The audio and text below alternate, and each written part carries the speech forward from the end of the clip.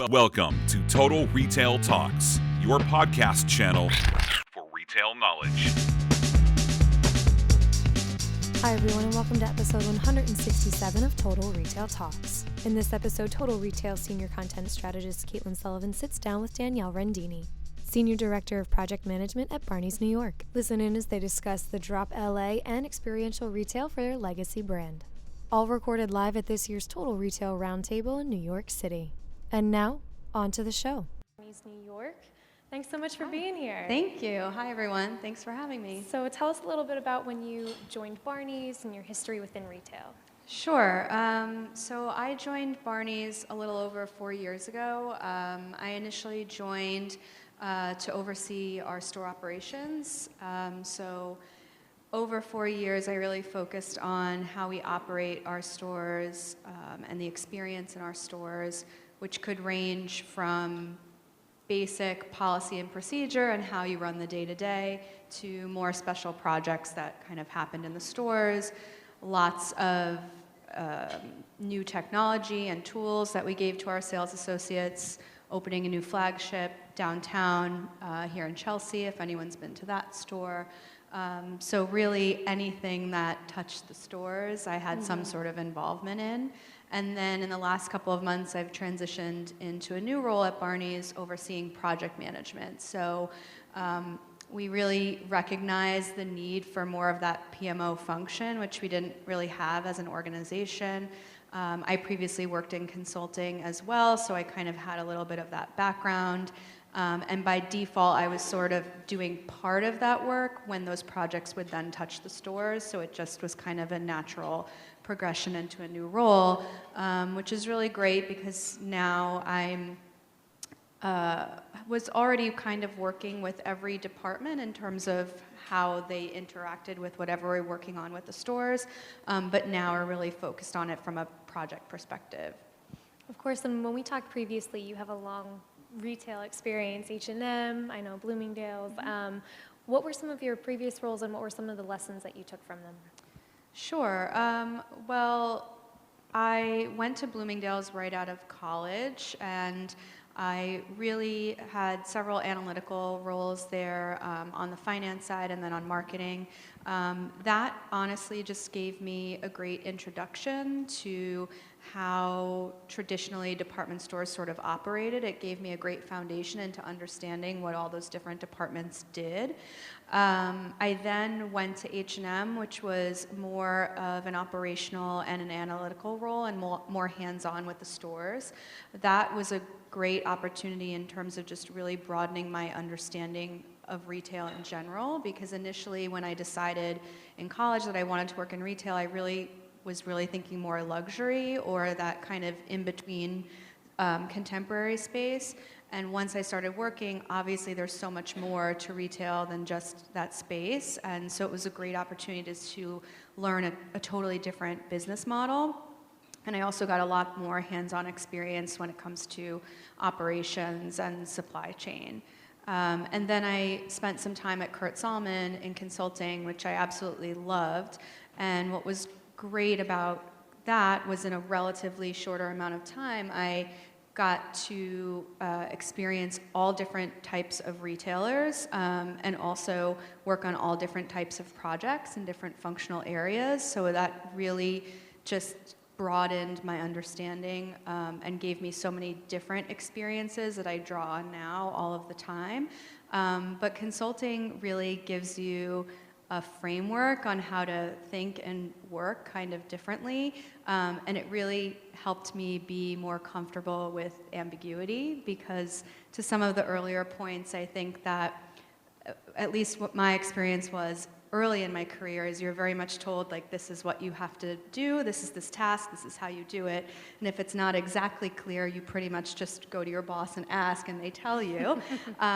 Whereas in consulting, you can be in a very different situation where even if it's a project that you've done before in terms of, like, based on the description of the project, like, we've done this, we have a kind of roadmap for it, the answers can still be very different dependent on the client or whatever that specific business situation is.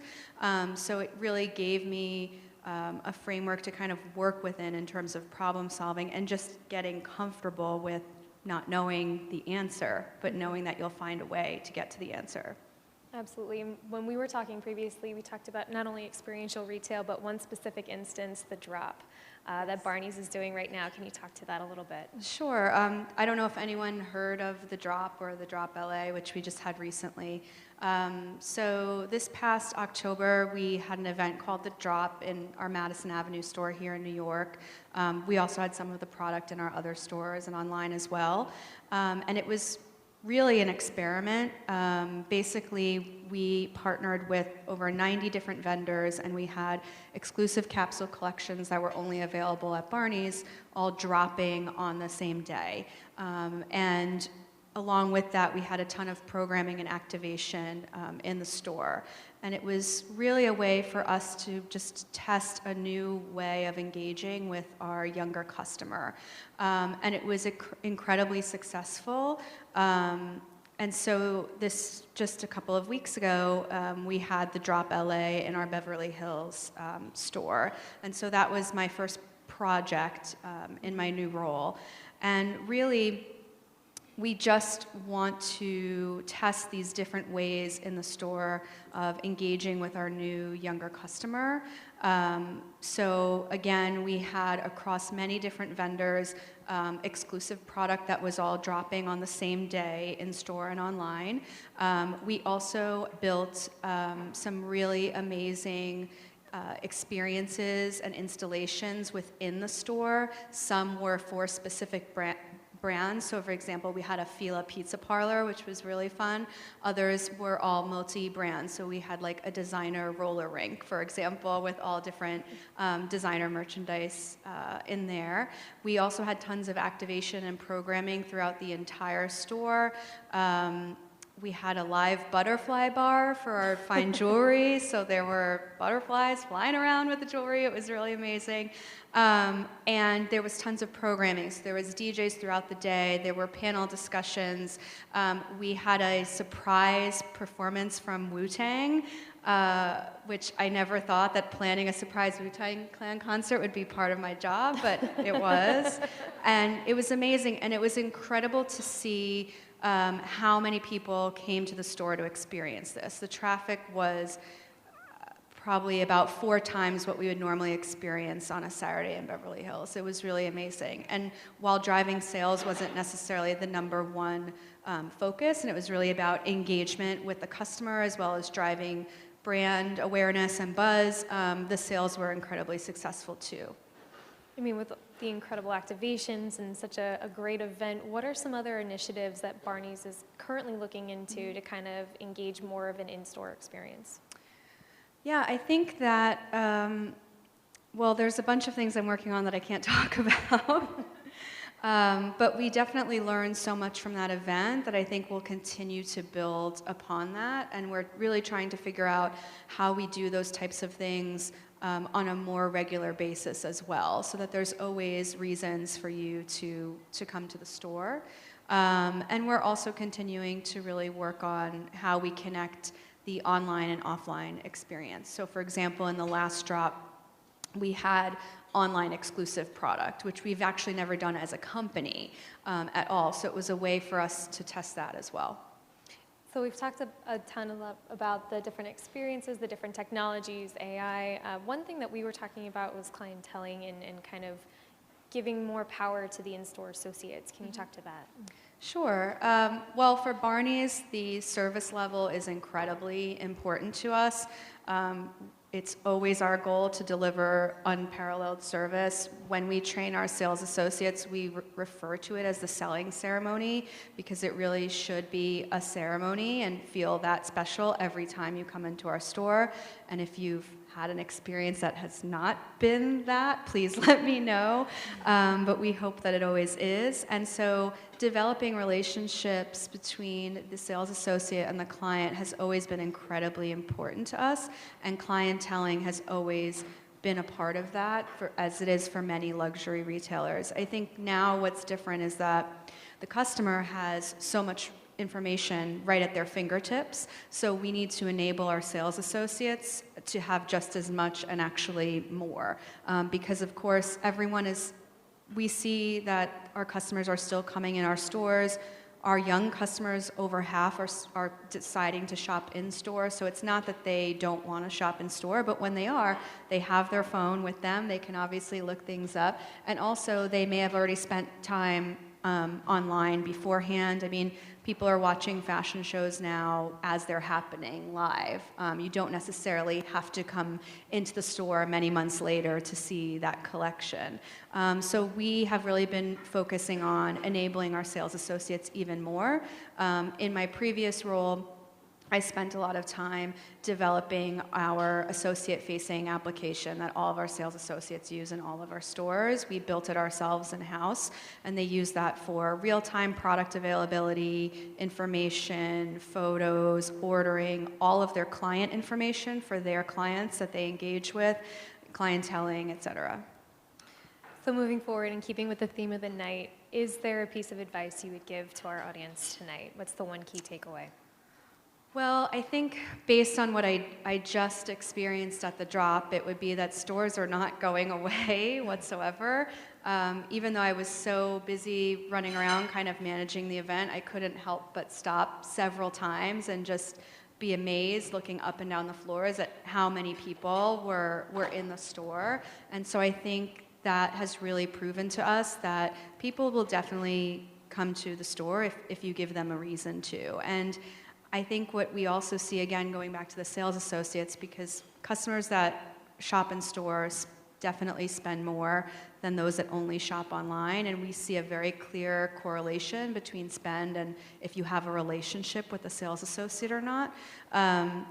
People still want a human interaction, I think, is what we are finding. They want an experience. They want to spend time with their friends in the store. They want to come and browse and have lunch and see their sales associate and have a real connection with someone. And then my final question, your best piece of advice. Is there a quote or mantra that you live by? Oh, well, so we had a mentorship program at Barneys start last week with our foundation. So I was actually talking to my mentee about this morning. But just to go back to kind of getting comfortable with ambiguity as a consultant, when I first started at Kurtzalman, my first couple of projects were very much in my wheelhouse, so I really could kind of focus just on like learning the process, like observing the client and consultant interaction. And then I got put on a project in grocery, and it was in merchandising and planning, which at that point I hadn't had any experience in.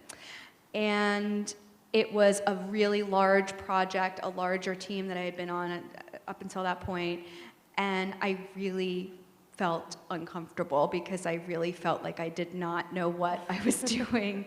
And I really distinctly remember sitting with my senior manager at the time and basically telling him that, like, I am making this up. I think we were sitting in front of some process diagrams that I was working on, and I said, I am making this up, this is crazy. And he said, no, you're not. You're generating unique content. Isn't that so cool? We're figuring it out. And as cliche as it sounds, I appreciate that experience so much more now. I did not at the time. There was frustration, there was tears. I really appreciate it so much more now. But I think about that all the time, and now I find myself saying that to some more junior people on the team because I just, again, up until that point, I was always just sort of told, this is what you have to do, here's how you do it, it's these 10 steps in this order, and I was finally put in a place where I really didn't know, and even the manager didn't necessarily know, and we were figuring it out together. So I reference that a lot, and I appreciate it much more now than I did at the time. Thanks for listening. For more information on this podcast, be sure to visit our podcast channel page at www.mytotalretail.com/podcast for show notes. Total Retail Talks is available on Apple Podcasts, Google Play, and Stitcher, but be sure to subscribe to our podcast channel page as well. Thanks, and until next time, this has been Total Retail Talks.